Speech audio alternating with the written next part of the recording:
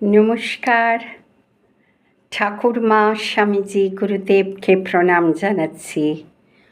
উপস্থিত সকল দর্শক বৃন্দকে নমস্কার জানিয়ে আজকে আমরা শ্রী শ্রী রামকৃষ্ণ কথামৃত আলোচনা করছি।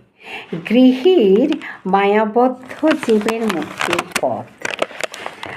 বন্ধন আর মুক্তি দুয়ের কর্তাই তিনি।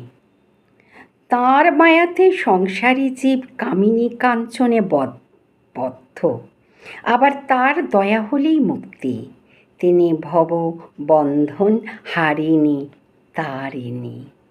গীতায় দেখনি, অনাসক্ত হয়ে সংসারের থেকে কর্ম করলে সব মিথ্যা জেনে জ্ঞানের পর সংসারে থাকলে ঠিক ঈশ্বর লাভ হয়।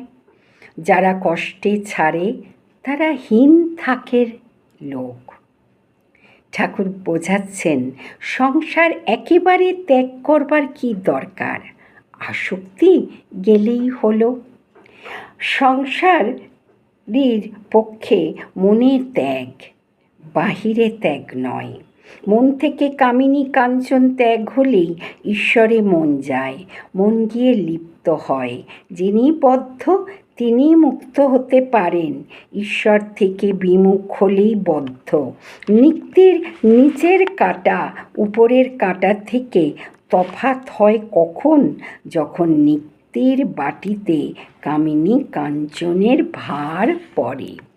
ঈশ্বর সত্য আর সব অনিত্য, এই বোধ থাকলে কামিনী কাঞ্চনে আর ভয় নাই। জয় ঠাকুর, জয় মা, জয় স্বামীজি, জয় দর্শকবৃন্দ।